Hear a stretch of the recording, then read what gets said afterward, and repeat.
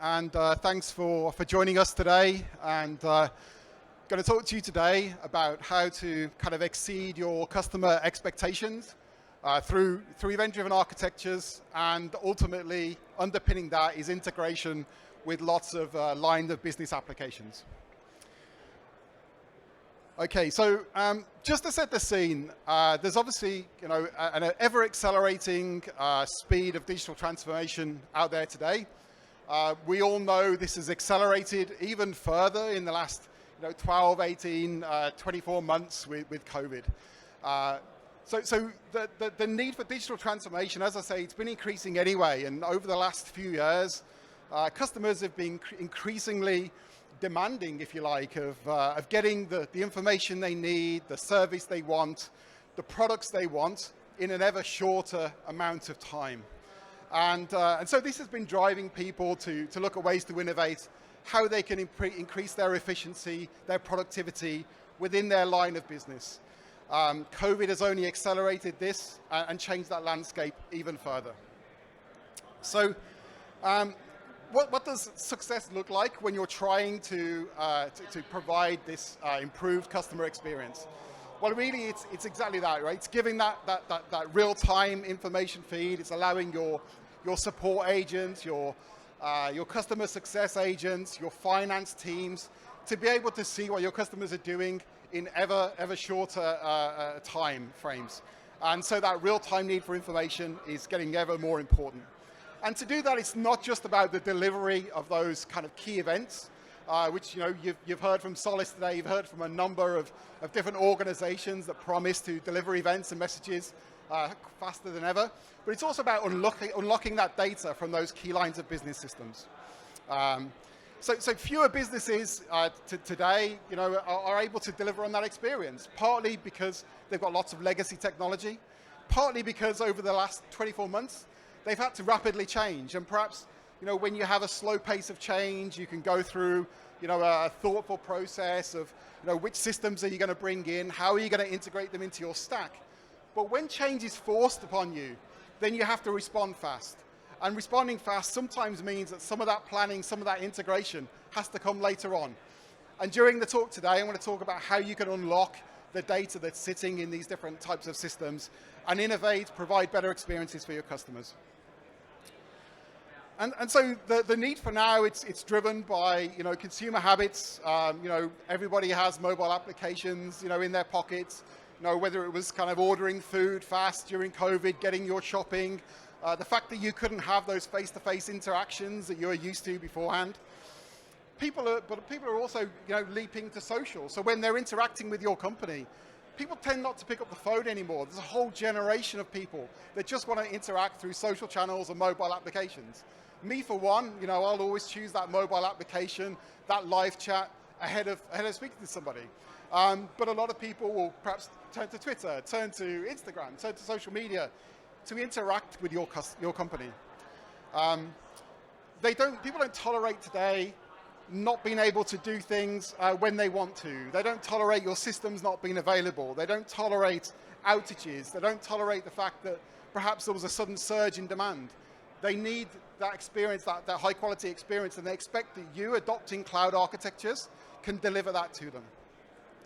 And of course, as you adopt these different cloud systems and cloud architectures, all this does is create more and more data that you need to feed back into personalized experiences for your customers. And data that has to flow from those systems that collect it, whether it's Snowplow Analytics, who are presenting, exhibiting down the bottom of this room, collecting behavioral data, perhaps identifying patterns, behaviors, opportunities to sell, increase your revenue from different customers. So whether it's that side of things, whether it's events happening, perhaps around payments or issues that customers are experiencing, all this data needs to feed back into your business systems to provide a personalized experience, an instant experience, and high quality customer experiences.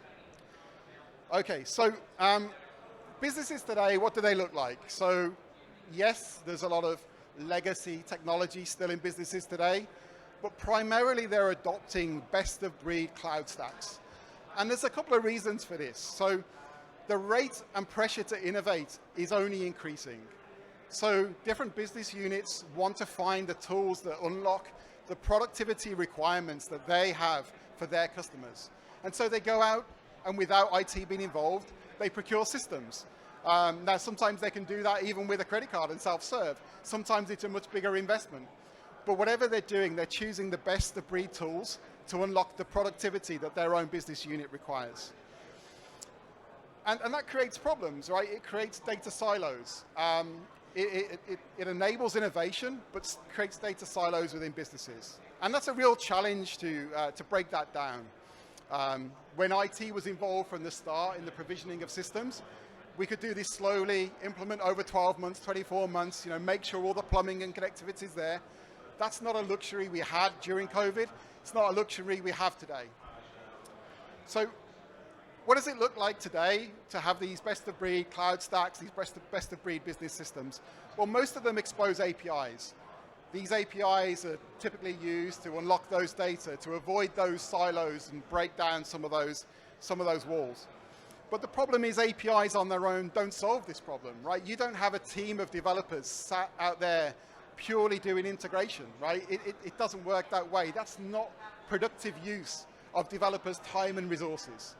So we need to find ways of unlocking this data, breaking down the silos, and APIs are a start, but they're not enough on their own.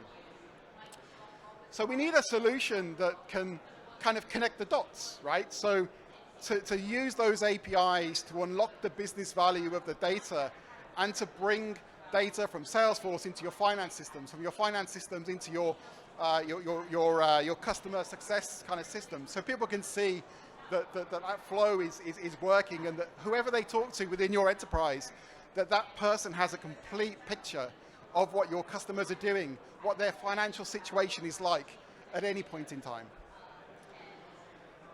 Okay, so I don't think there's a better example of this than GoHenry. And just a quick question to you all, who's heard of GoHenry?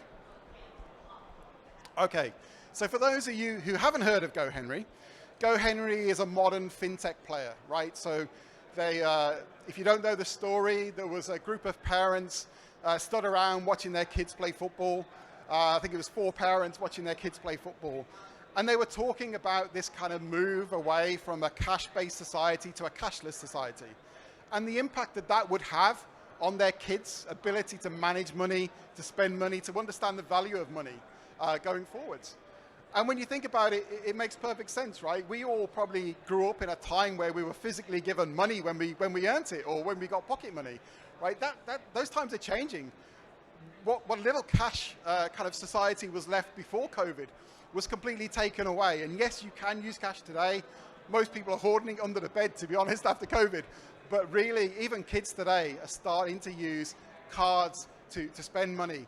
And that creates lots and lots of problems about understanding the value of it. When you can't see it, how do you understand the value of it?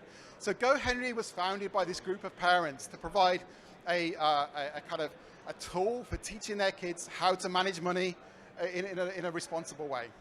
So the challenge they had was they were very successful right from the outset, partly because of society moving to a cashless model, but also because of the acceleration through COVID. And so when you're growing really, really quickly, it presents problems and challenges. And when they came to Jitterbit, they were adding about 2,500 customers every week, right? So that presents a big challenge. Now, obviously 2,500 customers is great, and for most businesses, if you're providing a customer experience, then you might churn a customer every now and again when they have a bad experience. But when you think about it, most families in the UK have around about 2 kids, on average in a family. 2.4, I think, was the golden number some time ago. So if you've got 2.4 kids, let's say on average in a family, then are you going to churn a single customer when there's a bad experience? Or are you going to churn 2.4 customers on average every time there's a bad experience, right? So this is a kind of a unique challenge for their kind of business. And of course, the other thing was, as they're growing, they need to be ultra efficient, right? If you're kind of riding the wave of COVID or something else, you can't afford for your agents in call centers to take a support call, to then not have visibility of the finance systems, and to go away and have to re-engage with that customer. Because firstly, that doesn't match the demands of customer experiences today, that need for now, and it certainly isn't efficient, and it creates a high cost of sale and operation. So most of the GoHenry support agents and customer agents, they're dealing not with the customers as in the kids, but with the parents, right? And there might be challenges perhaps when they're topping up the prepaid card. There might be issues spending money. You know, this is a very, very new area within fintech, and you know, some of you guys might have Revolut cards or whatever. You know, I've got them, I've got Curve, and there's sometimes teething problems with spending them and using them and that kind of thing, right? So issues happen, and what GoHenry were really good at was providing a high quality customer experience. But when they scale, that was certainly a challenge.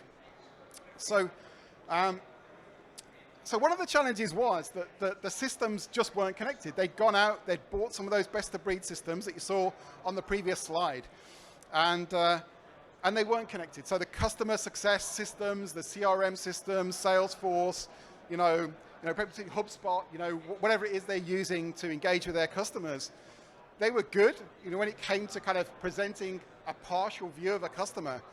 But when it came to topping up the finance systems, they just weren't connected. So if you had a problem with a payment, the first thing you do, open the app, go into a live chat, maybe go on social media, ask for help.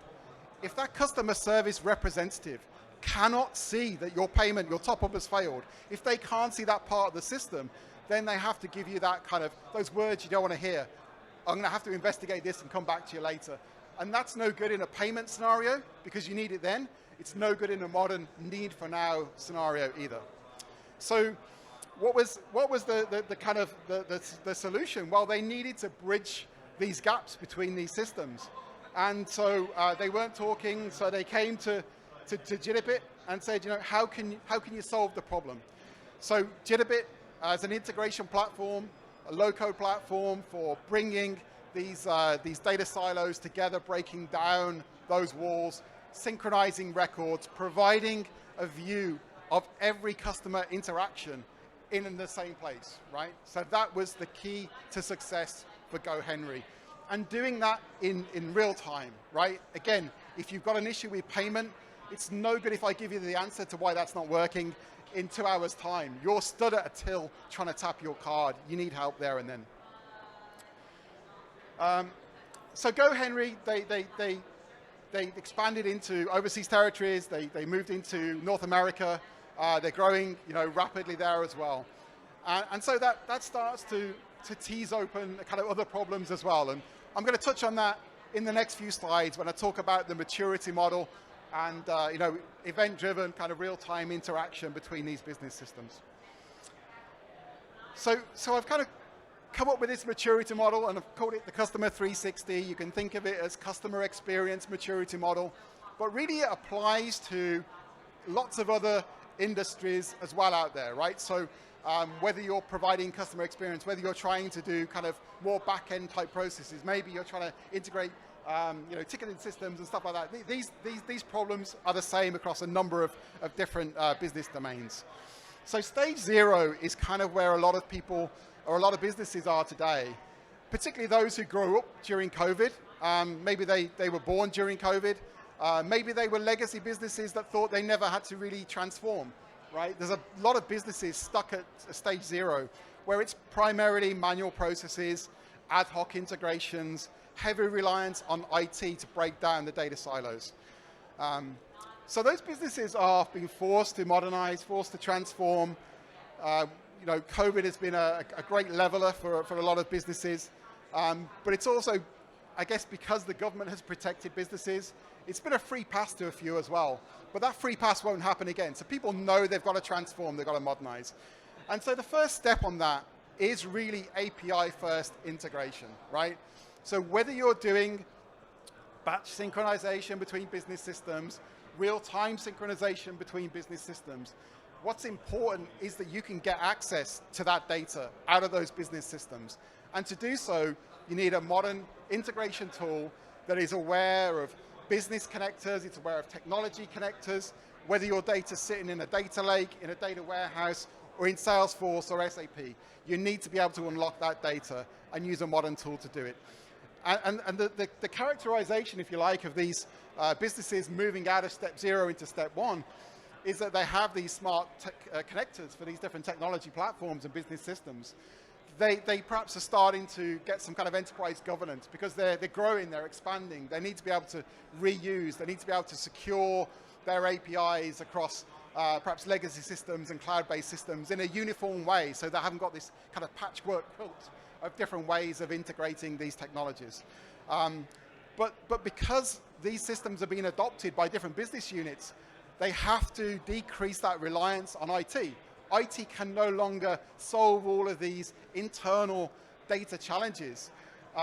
They need to focus on kind of providing innovative experiences externally, not just solving internal integration challenges. So a big part of this is breaking down those silos and doing it in a low-code, no-code way, and enabling subject matter experts for Salesforce, SAP, HubSpot, whatever the technology is, to take ownership and do some of this integration themselves. So as we move along this kind of maturity curve, we need to look at being more real time, right? So the API-based integration that we started with to unlock these the data from these applications is no longer enough. We need to be able to do event-driven microservices. We want to kick off processes the moment a customer complains on social media, the moment that they interact with live chat, the moment that they make a transaction in the application, and maybe that's declined or whatever. So that move to real time, near real time might not be enough. Move to real time becomes more important. And there will always be a mixture. You know, there will always be near real time. Some stuff is acceptable as batch, but there will also be this need to do stuff in a more real time way as well. And so the first steps we can solve with webhooks. So webhooks are supported by most cloud applications. You'll be familiar with it. A HTTP post or a GET or whatever triggers some event to happen in a system. That's a really nice introduction to event-driven architectures. But brokered event-driven architectures, so stage 3 onwards, is where you really start to see innovation and some of the cool, being able to compose cloud services, AI, ML, that kind of stuff with the data that's coming out of your business. So moving on from this, I just want to kind of like paint the picture of what this looks like with Jitterbit helping you out. So stage 0, little no integration. We've got business users, they're stuck with these silos. They can't really break out of the silos of these applications they've bought. And so they can't innovate, right? And they're struggling, and their view of the customer is really limited. There are some business units where they simply cannot use a single system, right? So finance, they have to have a view of that finance system. They have to have a view of the customer CRM system as well. So they might be doing double entry. They might be doing really inefficient processes to paper over the cracks. That doesn't scale. So there might be some integration built into these cloud services as well. And we've all seen this, right? Where you may choose a particular cloud service because it comes with out-the-box integration with something else, some other tool in your stack. But that locks you in to 2 tools now. It locks you into the tool that's providing that custom bespoke integration as part of their tooling, but it's also locking you into the destination system as well. So how do you innovate? What if there's another best of breed solution out there? How do you change to that?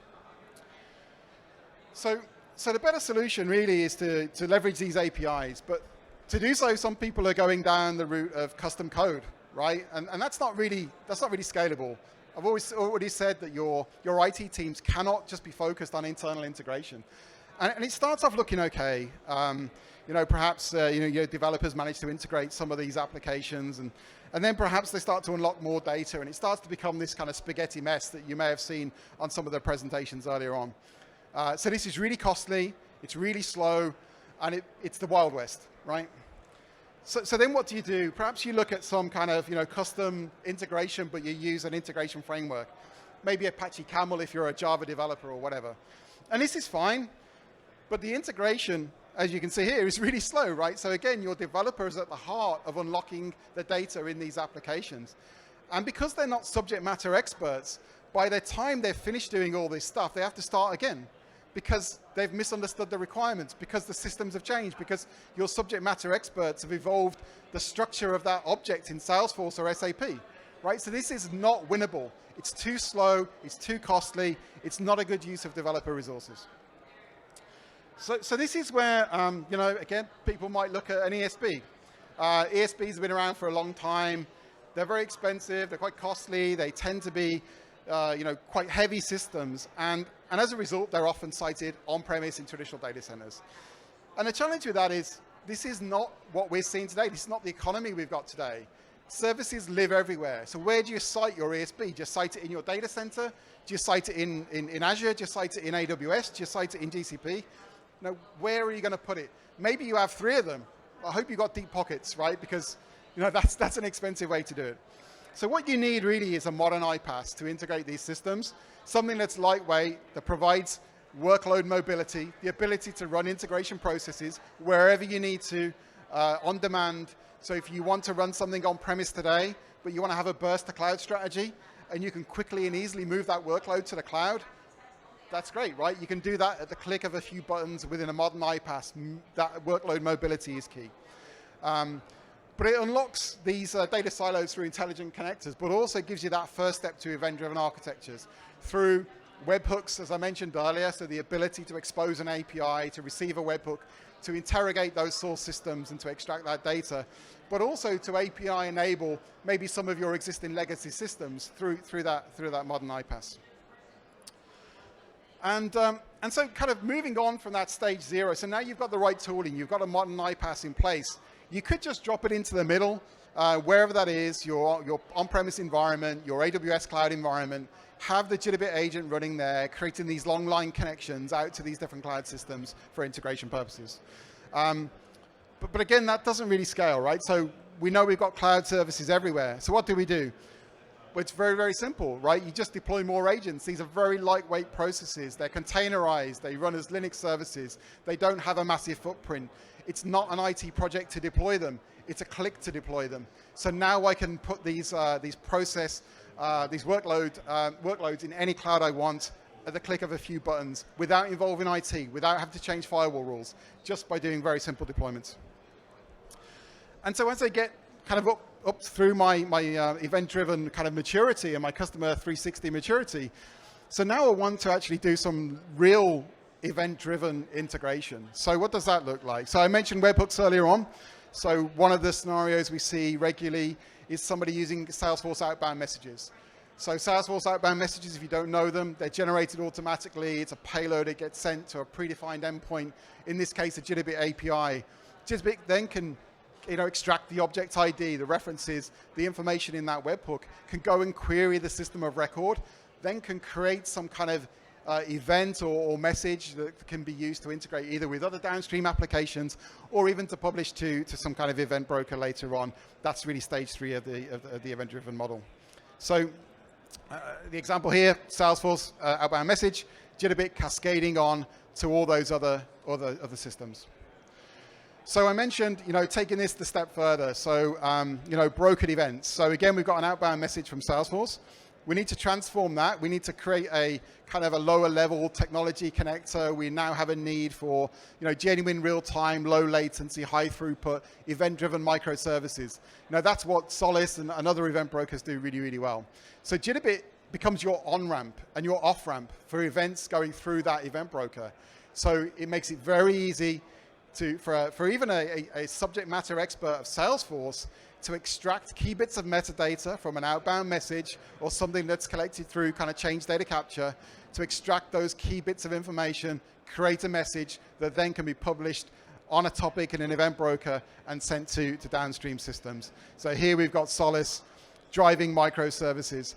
But the thing is, it may also work the other way around as well. So perhaps, if I'm trying to provide this customer 360, and I ordered a sofa, by the way, in real life about 12 months ago. It arrived about 2 months ago, right? So the need for now has driven other challenges in the economy. And it was a really unsatisfying experience because I didn't know the state of production of that sofa at any point in that 10 months, right?